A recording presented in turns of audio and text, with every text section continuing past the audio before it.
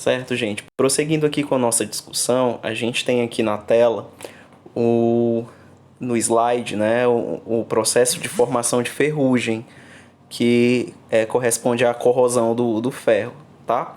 Como que acontece? Para haver ferrugem, pessoal, tem que ter duas coisas, né? Tem que ter o gás oxigênio, lógico, e tem que ter umidade, tá? Tendo isso, o que vai acontecer? Eu tenho aqui embaixo o ferro, né? O ferro e aqui em cima o oxigênio e uma gotinha de água. Pode ser bem pequenininha, da umidade do ar mesmo, tá? Vamos analisar os potenciais. O potencial de redução do ferro é menos 0,44. O potencial do oxigênio é mais 1,22. Esse H+ é porque ele está em meio ácido, certo? O oxigênio acaba ficando em meio ácido aqui, porque a água, não sei se vocês lembram, mas ela tem uma acidez natural. A água da chuva é bem levezinha a acidez, mas é ácida. Por isso que tem esse H+ aqui, mas o potencial de redução é mais 1,22 volts. Então, por esses valores, a gente consegue perceber que o oxigênio ele consegue roubar elétrons do ferro, não é?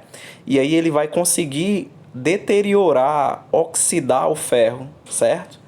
Ele vai conseguir fazer isso, corroer o ferro. E aí como que se dá esse processo para a gente poder compreender melhor a formação de ferrugem? A gota d'água, ela vai ser o meio que vai conduzir os elétrons, tá? Então o que que acontece? A gota d'água vai permitir, né, o processo. É como se fosse uma ponte salina aqui dentro, tá, da discussão. Então o oxigênio vem, tá, rouba os elétrons do ferro, tá aqui o ferro, né, ele rouba, então o elétron migra aqui pro oxigênio, tá certo? E aí, o que que acontece? O ferro sólido acaba virando o ferro 2+, que é aquoso, que fica dissolvido aqui, tá? E aí esse ferro que é formado se mistura com o oxigênio e forma aqui o óxido de ferro, que é o que a gente chama de ferrugem. E aí nesse espaçozinho aqui começa a aparecer, né, o ferro começa a se deteriorar, porque o oxigênio está sendo... o oxigênio está roubando os elétrons, tá certo? Do ferro, e aí ele começa a se deteriorar aqui do lado, tá bom? Então, como o oxigênio rouba os elétrons, é onde reduz, eu chamo de cátodo, né? E o lado do ferro vai ser o anodo. As mesmas ideias que a gente aprendeu na pilha, tá bom? Só para complementar a discussão. Não sei se vocês já perceberam, mas em locais que está próximo ao mar, tipo Praia do Futuro, né, próximo à praia, o processo de corrosão ele é acelerado, né? Por que lá é acelerado? Porque essas gotículas de água aqui, elas têm um teor de sal maior por conta da água do mar, por conta da maresia. Então, a água, quando ela tem maior quantidade de sal, ela conduz a eletricidade melhor do que quando ela não é salgada, certo? E além disso, tem os componentes da água do mar que também vão ajudar os componentes da maresia, desculpa, que vão ajudar a acelerar isso aqui, como é o caso dos cloretos, alguns componentes de sais que estão presentes. Aí acelera esse processo, tá bom? Então é por isso que próximo ao mar os materiais se enferrujam com mais facilidade, se oxidam com mais facilidade. A corrosão lá é mais facilitada em decorrência da maresia. O que é a maresia, professor? A maresia é o vapor de água do mar, certo? Que leva mais sais, tá? A Praia do Futuro, inclusive, é da área aqui de Fortaleza que tem maior salinidade, né? E lá é bem mais difícil mesmo. Você tem que estar sempre mantendo os materiais. Você acaba gastando muito com a manutenção de materiais em decorrência da maresia, tá? Prosseguindo. Aí, a gente vai entrar agora num dos principais pontos assim, que são cobrados em prova, que é assim, não é só compreender a corrosão, mas é como que eu posso minimizar, como que eu posso evitar a corrosão, tá? E aí a gente vai ver aqui o primeiro deles, que a gente já comentou lá na aula de cinética química, né, que é a questão do contato. Eu falei para vocês que para que uma reação química ocorra, os reagentes precisam entrar em contato, não é isso? Então, na corrosão é a mesma coisa. Então, para que a reação ocorra, o oxigênio precisa estar em contato com o metal. Então, se eu evitar esse contato, a reação não vai ocorrer ou a velocidade dela vai ser minimizada. E aí, como é que a gente faz no dia a dia, né? No dia a dia, a gente costuma usar tintas e vernizes, certo? Você cobre o portão com tinta, né? Com verniz, certo? E aí protege, porque a tinta vai formar uma película que vai evitar o contato. Porém, eu preciso periodicamente estar retocando, porque quando abre espaços na tinta, quando a tinta se desgasta, aí abre um espaço e aí começa a haver a corrosão, tá certo? Prosseguindo aqui. Desculpa, só voltar aqui num ponto, tá? Só um momento. A gente vai voltar aqui num ponto que eu vou apresentar aqui uma imagem que vai mostrar melhor para vocês isso aqui. Por exemplo, aqui onde eu moro, a gente tem aqui do lado de fora uma grade que ela é feita de ferro, certo?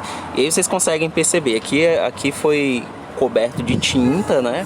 Porém, já tem áreas que estão expostas. A gente consegue perceber que já está começando a haver aqui do lado, ó, uma oxidação, certo? Uma oxidação desse material. Vocês estão vendo aqui, né? Aqui do lado também, nos pontos, ó, são pontos em que a tinta está se expondo, certo? A tinta está expondo o material, tá? O meu vizinho aqui do lado, ele colocou aqui, ó, o material é feito de alumínio.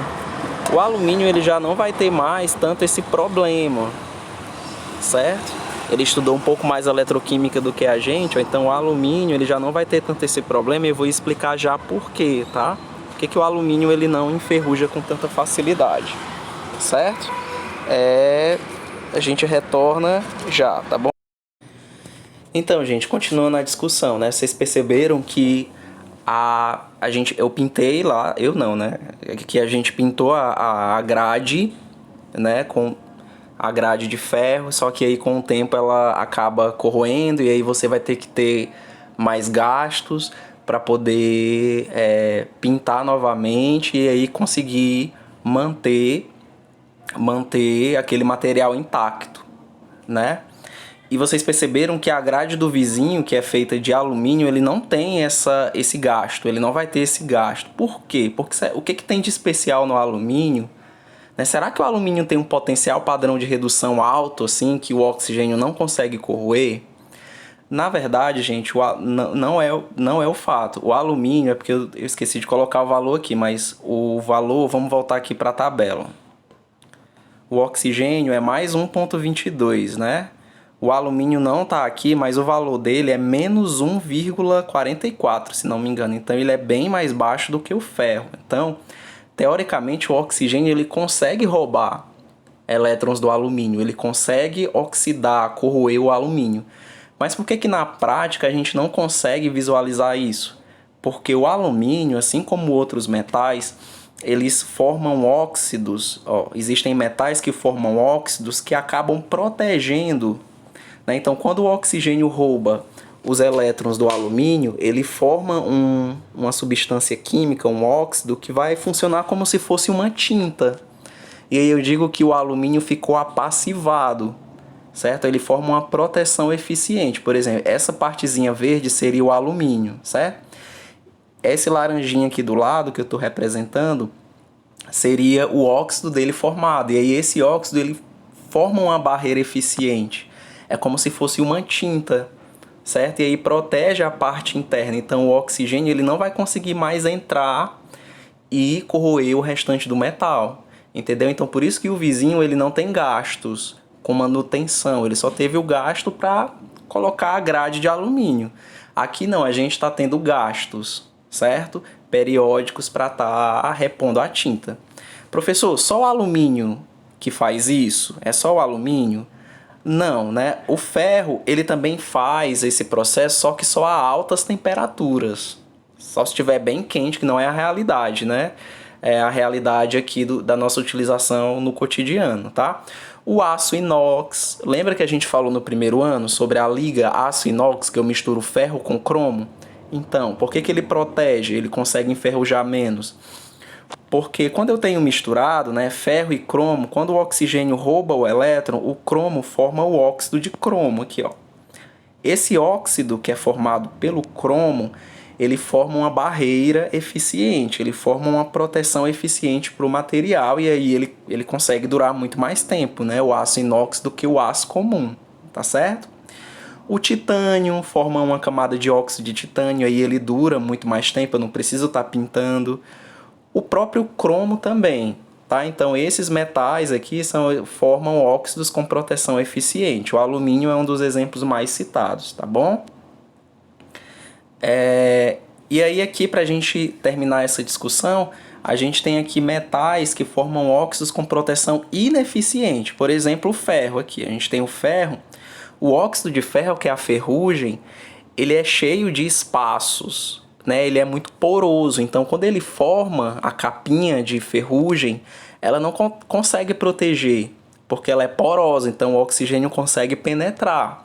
E mais, ele se esfarela. Vocês já viram? Se você mexer, ele começa a sair. A ferrugem cai e aí o ferro continua sendo exposto, tá certo? O magnésio também não forma eficiente, tá? Não forma uma proteção eficiente, tá bom? Espero que vocês tenham entendido essa parte inicial, tá? De como proteger. Lembre-se, para proteger até aqui você usa tinta, verniz. E aí a gente tem também como exemplo metais que conseguem formar uma película de óxidos. Quando ele reage com o oxigênio, né, ele forma uma película de óxidos que acaba protegendo o meu material, tá bom?